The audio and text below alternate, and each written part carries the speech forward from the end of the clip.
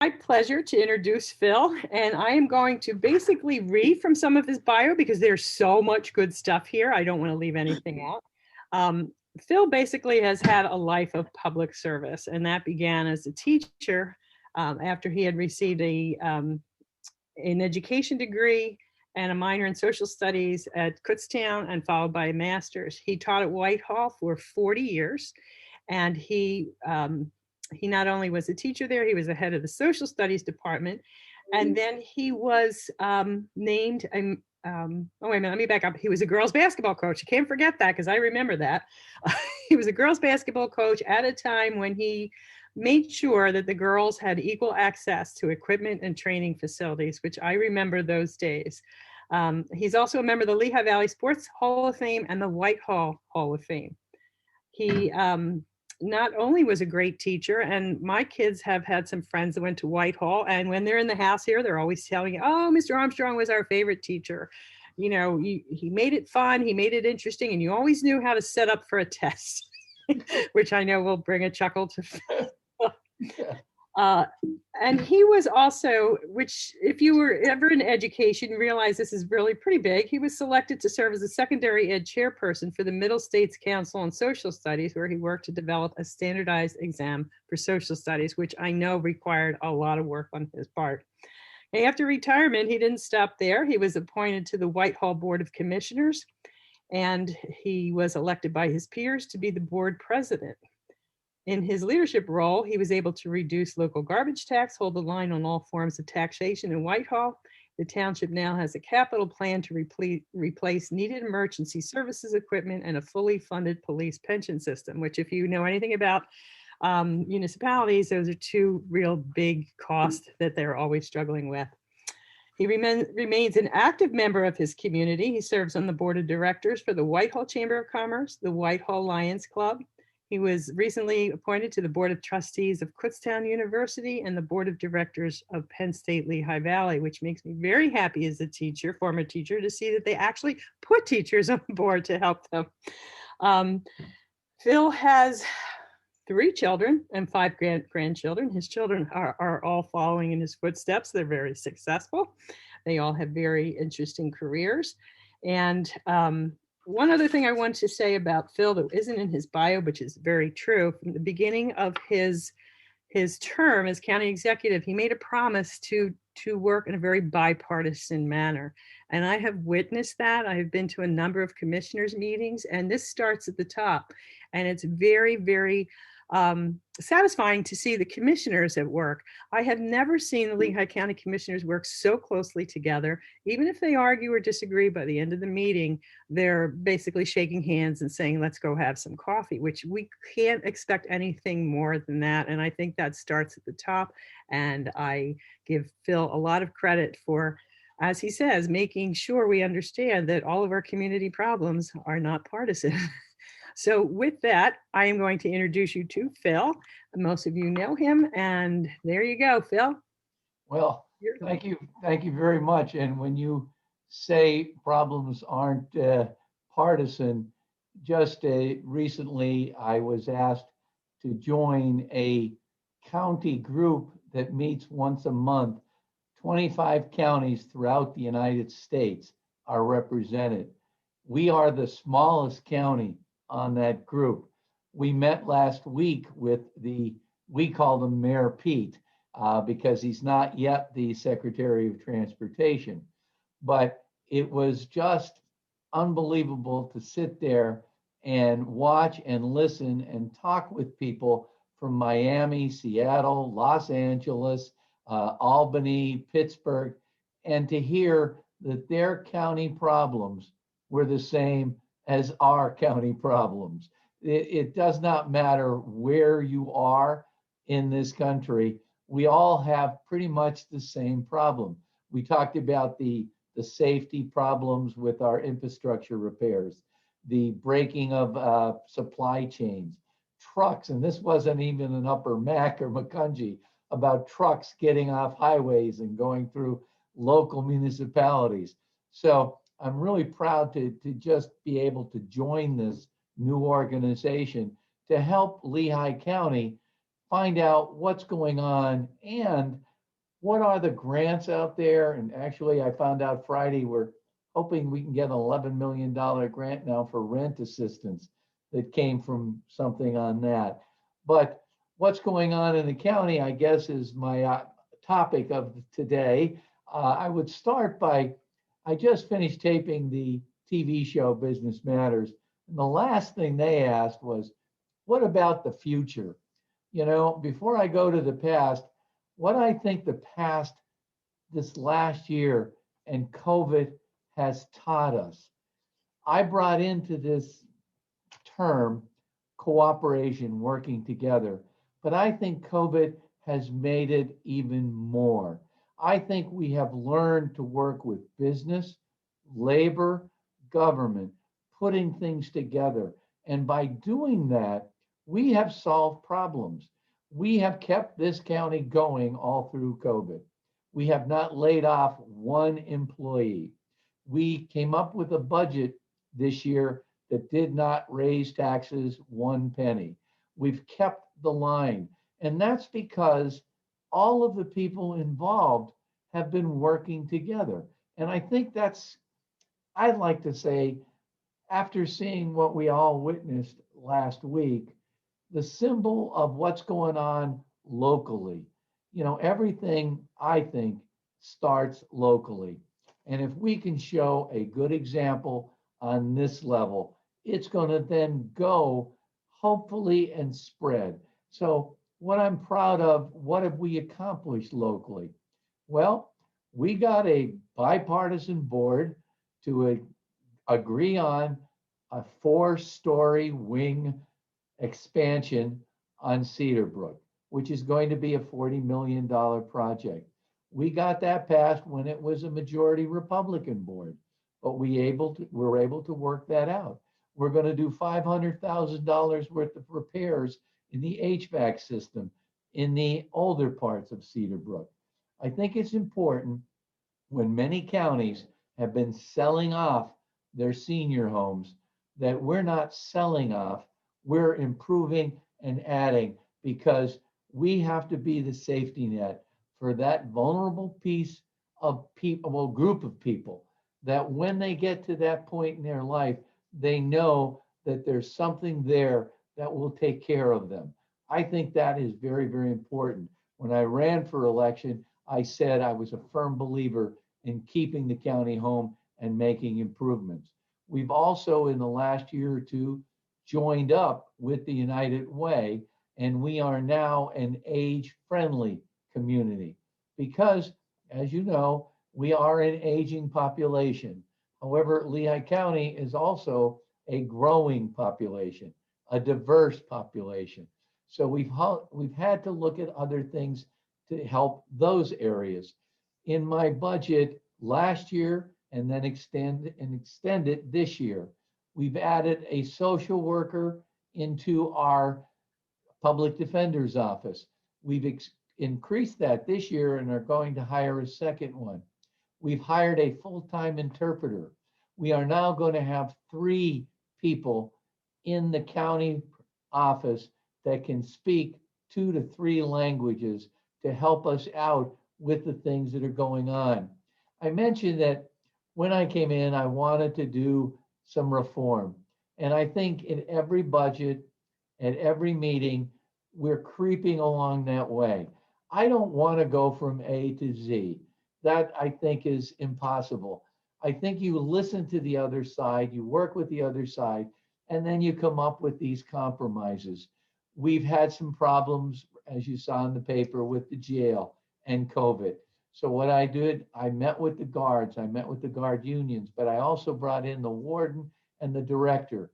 And from that, we came out with, we're going to have weekly meetings. We're going to have a committee now that involves the community working with the jail to see what we can do to help out those problems. So can we get somebody out? No, we don't control who goes into a jail. We don't control who goes out of a jail. But what we can control is how we function within that building. We are doing the best we can with COVID, but it does cause problems. We do have a shortage of guards, absolutely. Because of that, excuse me, We've closed down our correction center to move some guards over. But see, that's what I'm talking about. When a challenge comes, we don't say, oh my God, and complain and whatever. We get together, we have a meeting. How can we solve this? What can we do to make this better? And I think we have been doing that. The CARES funding that Lehigh County got, I know some of our neighboring counties immediately were pushing it out into the community. I did it at a more slow pace. What I decided to do was, look, here is this huge amount of money, and it was a great deal amount of money, but let's bring in people from business. Let's bring in people from the chamber. Let's bring people from labor, from government, from the United Way. And these people, along with people from my department and the administration, got together and said, okay, here's the pool of money. How do we divide it up? Where can we put those dollars that it's going to help everybody in Lehigh County as best as possible? Yes, we weren't the first to roll it out, but I think looking at what all the other counties did in the state, we did, and I'm very, very proud of this committee for how they came up with where this money goes and to who this money went to. We're over $8.5 million to small businesses. We helped over 700 small businesses in the county, but that was just one piece of this. We also put over $3.5 million to education, to broadband, to workforce development. So we not only are trying to help businesses, we're trying to help schools, we're trying to help people get a job, keep a job. We put over $5.8 million to the municipalities. We have 25 municipalities in Lehigh County. And there was a big debate here. How do we decide who gets how much? And my opinion, and they worked it out well, we went by population. The more people you had, the more likely you were going to be affected by COVID. So we divided it up, and every municipality got some money that helped them out with their expenses for COVID. We also did 3.7 million for nonprofits. What I think a lot of people didn't realize were, and our committee realized it right off, here's a nonprofit that has a major fundraiser every year. Well, they couldn't have the fundraiser, but yet they continued to provide the services, food banks, things to that nature to the community, but did not have the fundraising abilities because you couldn't bring people together. So that was a tremendous place where we could put our money. We gave 3.9 million to a joint by county. We went with Northampton County, in which, by the way, we're the only two counties in the state that did this.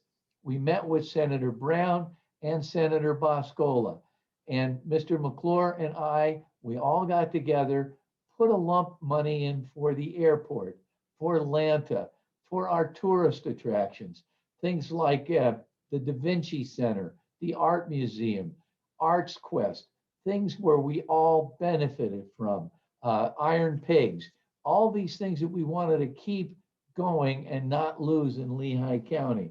We put almost 1 million into drug and alcohol and mental health. We did something that very few counties did, almost, well, 0.8 million to our first responders, our volunteer fire companies, our ambulance services. These people needed help. And where else could they go? This committee found money, put it out. And we also tried to help the county expenses to keep your taxes from going up from our COVID expenses and our jail expenses. So I think they did the best possible job. And it shows in all of the thank you letters that we are getting from all of these nonprofits, from the fire companies, from the businesses, the restaurants, which I hope all of you are ordering takeout and really supporting your local restaurants. We don't want to lose them. So these are the things that we have been working in.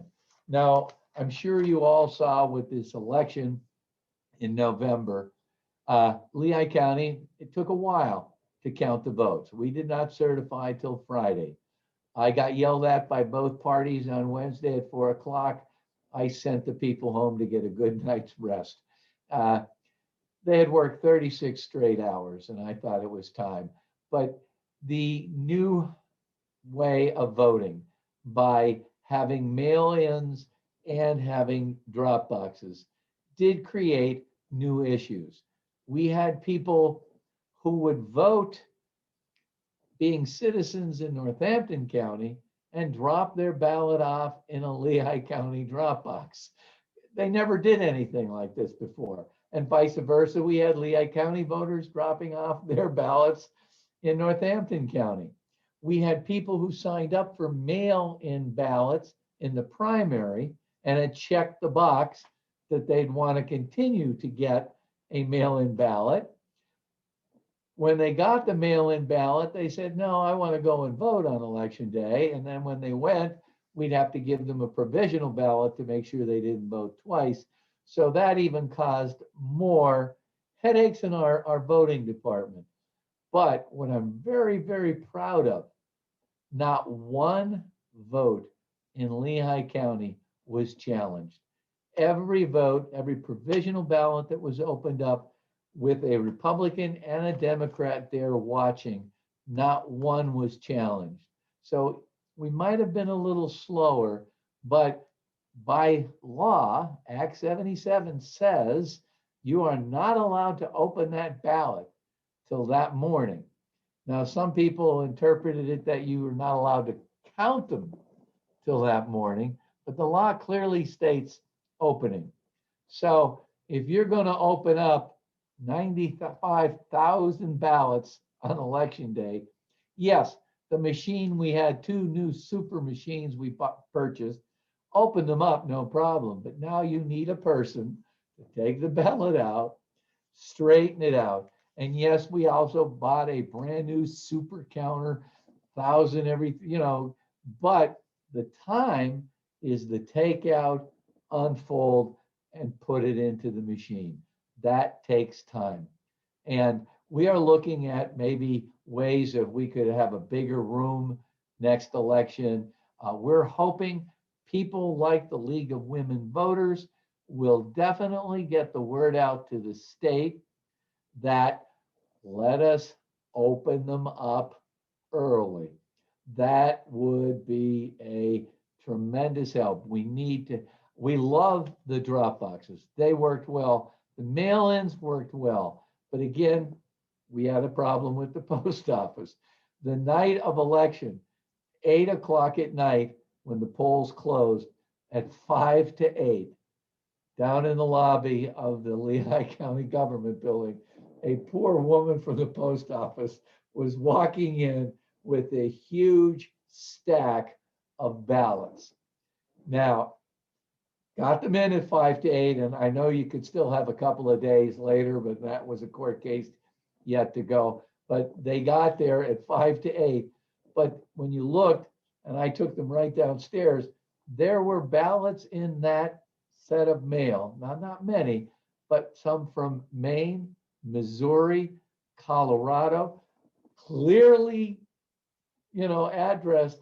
They ended up in ours. So you do realize there were problems with the mail. So we hope that's all going to get straightened out. We're looking at expanding some spots for our drop boxes. South Whitehall did not have a government building at the time, so we could not put one there. Either did Whitehall Township. So as we are looking for them to get their buildings straightened out and built, maybe we can expand putting some spots out there. It did cause extra expense for the counties, but we used sheriff's deputies. We had 3 deputies at all times that would go to empty these boxes. And we learned first day, a couple of our boxes were already filled by lunch. So we were doing twice a day. That shows you the popularity.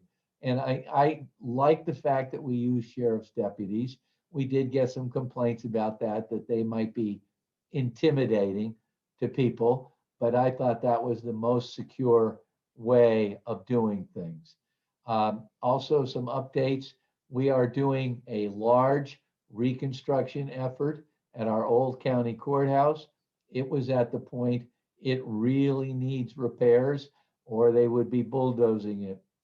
All of my budgets, the minute my first year, I said, I am not going to be one of these guys. What do we need to get through this year?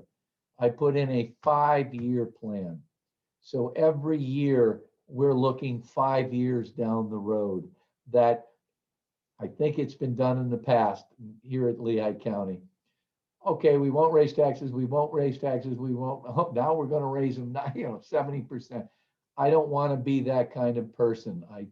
I think taking over, if the board a little before me didn't give what we called the McDonald's Happy Meal tax breaks, we'd have never even discussed a tax hike. We'd have had enough. But I think we have to start saying, and my goal constantly has been, maybe it's not popular, but it's what's right. So I think that's what we've been trying to do in these past 4 years, is to do what's right. We now are number 3 in the state of preserving farmland. We have over 300 farms that we have set aside because people are moving here because of quality of life, because our rails to trails, because we are making sure, besides our warehouse development, which there are areas that has been good, it has brought in tax revenue, but we also need to make sure we have that balance. And I'm working hard. And this year's budget, we have $3 million put aside to preserve open space and farmland. So basically a highlight. I never taught my classes with just talking, but I'd rather, if you have a question, I'd answer it. So if anybody has any questions, I'm sure there's many other things that I didn't mention, but that's pretty much a good 10 minutes or whatever. Bill, I have a question. How will the old courthouse be used once it's renovated? It'll go back to, we're going to have offices there, judge offices and court cases. We need the room. We really do. And it was brought up, the post office across the street is for sale. I did tell them I would buy it for $1. They turned it down. Okay. That would be an excellent county building, but it would cost a fortune to, if we could move our district magistrate offices there and things like that, and, we could put everybody under, but it's not going to happen. But I did tell them I'd buy it for $1, Oh, it was worth a try. Yeah. I see Janet Little has a question. Jan? Yes, thank you. I just want to ask a question about the COVID, the county's response to COVID, and it sounds like it was quite challenging, and we came through it pretty well. I wondered if there was any thought of renewing the effort to have a bi-county health bureau. This league was involved with supporting that effort. Some of us attended those committee meetings when it was a bi-county effort to study the possibility of the bi-county health bureau. But I wondered if during the last year, if there was any discussion about, boy, I wish we had one, or, we did pretty well, but this might be a good time to renew the effort to resume studying that and voting on it. Well, absolutely. And we did look into it, but it won't, the other county has said no. Okay. As they did last time. So that kind of nipped that in the bud. Mm-hmm. And we're looking at almost $500,000 for us to have one on our own. And it's really something, I'll be very honest, we'd like to have, we can't afford it right now. Mm-hmm. And the fact that the Allentown, we're fortunate that we have Allentown and Bethlehem in the county. And both of those have their own health department. And mm-hmm. they have really gotten us through this, Janet. Uh, and in hindsight, wouldn't it have been great back then if they had joined? But from what I've been told, we were in favor of it, but we needed two to tango. We didn't That is, get the other one. yeah, I do remember that part of it. I guess, but I guess one of the reasons that was the idea, the goal was that they could have shared expenses of starting. Yeah, Yeah. okay. So the single is much more difficult to Yeah. start. Yeah. Kathy Steichel has a question. Go ahead, Kathy. Yeah, excuse me, back to voting. I appreciate everything you've said. It's very reassuring in terms of the county and everything. But in terms of the election, I didn't have a problem. I ended up dropping, first time for primary, I mailed mine. The second time I dropped it at the county building there. But, you know, there's all this discussion about not dropping off somebody else's ballot. Nobody checked to see that I was the person dropping my ballot in or anything. I don't consider it a major problem, you know, but that was one issue that was raised.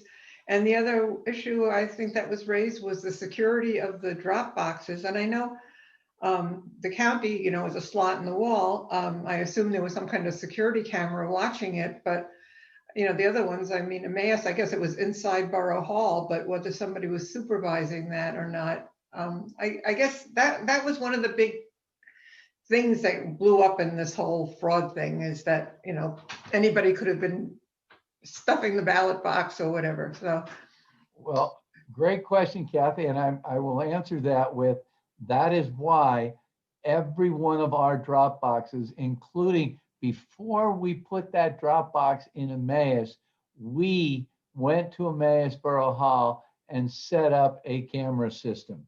So there was always surveillance on those drop boxes. The decision I made was to only have drop boxes inside of buildings, and they were only open when the building was open. And each one of those buildings had a security camera. And in the case of, for example, Emmaus, they didn't, we put one there. So yeah, and the question is, how would the security camera know that I wasn't dropping off my wife's ballot? They wouldn't. But you know, the state, if you follow the rules, if somebody called me and asked me, can I drop my wife's ballot off? I have to say no. The rules say you can only drop off yours. But on the same hand, if you were mailing yours in, how would they know that you weren't mailing your wife's in? You know, it is one of those kind of things that, but people did not trust the mail. I mean, everything, this election was the perfect for times for disaster. You didn't trust the mail. You had a president saying that the mail, you know, all of the stuff about the mail-ins. You had everything working against you. But for it to come out as well as it did, I was really, really pleased. But yes, you know, there were those issues, but that's why we didn't put a drop box anywhere. We did not have one out on the street or anywhere. They were all under lock and key inside of buildings. yeah, thank you. I guess just, you know, one other thing is, you know, with a surveillance camera, you know, you still don't know what the person is putting in the box. Yeah, absolutely. Bill, I have a question. There's some rumors going around that out in Harrisburg, the Republican leadership wants to reform Act 77. I was wondering if that does happen, is there any way that the county executives as a group or the voting services people are going to get together and maybe lobby them as far as wanting that extra time to count? Are they listening to you? You know, what's the process going forth in the future? Because we are hearing that there is a move to try to reform some of the things in Act 77. Well, CCAP, which is the county organizations that represent the 60-some counties in Pennsylvania, has, and we lobbied for and are continuing to lobby for this idea of we need actually more time. You know, what we're afraid of, though, is they're going to take away the drop boxes and start to restrict voting. You know, one party did better with the mail-ins and the drop-ins. The other party controls the state legislature right now. So I'm not sure what's going to happen. The new session starts today, and we're worried. We really are. I don't think we want to disenfranchise people that are for first time. This was a very convenient way of voting. It really was. Instead of having to stand in long lines, you know, when you go back to some of the presidential elections, we have stood for an hour and a half, 2 hours and waited. You just went to a drop box, put it in, and you were done. There were people, again, very paranoid, you know, people that wouldn't even put their ballot in a drop box in, let's say, Emmaus. They drove right here to our government building. Some came right into the building and, you know, there, everybody was worried that their vote wasn't going to count. I think more than ever, people were worried. So I think the fears now might go away, but I'm worried that our state government is going to change it, but not for the better. But CCAP is on record that we want it more time, and we're pressuring for that. But it still comes down to your elected officials. Right. Don't we know? Yes. Yeah, I have one other question. We don't know when COVID is going to settle down. You know, we're still in a time of spiking. Do you think there's any more CARES Act money in the future? Have you heard anything? Yeah, I'm almost positive. And when we met with Senator Boscola and Senator Brown from this area on joining up with that grant that we shared with, we were told that the next time money comes to the state will look at counties that did cooperation and helped each other more than they will look at counties where they, you know, like Monroe County could have, with maybe Pike County, both in the tourism and the Poconos, and they didn't. But we did, and we were told that that might help us more. But I do think, you know, there's going to be some more money. Will it go through the county? Will it go directly, or will it go to the state? You know, talking with Mayor Pete last week, the nice part about Mayor Pete was he started right off by saying, look, I wasn't a municipal official. I realize there's a difference between state and local. Everybody goes state, local, but there's a difference. And sometimes local does not get what they should. So we have a seat at the table now anyway. That's Good. the best thing I can say. Thank you, Phil. Kathy, did you have a question? Yes. Oh, sorry. I keep hitting the wrong. Yes. Well, in terms of this, all this disinformation, and in terms of the state legislature pulling back on the act, unfortunately, some certain party convinced their people not to vote by mail, but they certainly could have voted by mail. And so why not have a more pronounced campaign to encourage everybody to vote by mail and put out the statistics that there was no fraud, no issues with this system. And my other question is, every county has a different voting machine and different system, and why isn't that statewide? Well, yeah, I have to agree with you there. What we did was when we picked our system, we invited at least 9 other counties came to Lehigh County. We brought in all the vendors that were selling all of this equipment. Now, you had no choice. We were told you have to have a paper trail now. Ever since that last presidential election, that's a must. You had to have a paper trail. And there was basically just 2 ways to go about that. you could pick the machine that you would vote directly with the machine, and it would print out the paper trail, or you could go with a paper ballot that you put into the machine, and then that would store it. Both of them gave you the paper trail. Obviously, the first one was the more expensive one. The first one, just a comparison, was Northampton's. And remember, in the primary, they had all kinds of problems with the machines. We're very, very happy with what we went with. It worked real well for us. We didn't have any problems. But again, first time, and every county was different, and that's stupid. It should be statewide. I agree with you, but this is the system. We liked this system because you mark your ballot. You see right there, and then you feed it in. If you voted for two different people on the same office, it spit it back to you. Okay, if you didn't darken it enough, it put it back to you to have it changed. Yeah, did we have a few problems at some of the election because people never did this before? Yeah. Is it getting better? Absolutely. But wouldn't it be better, if some states have mail-in completely, that's the only way you can vote. Wouldn't that be nice? But again, it's a party thing. And in Pennsylvania, the party in power will determine how we vote. And as you saw, the party in power filed a lawsuit on the fact that we allowed mail-in voting. And they're the party that passed the law that made mail-in voting.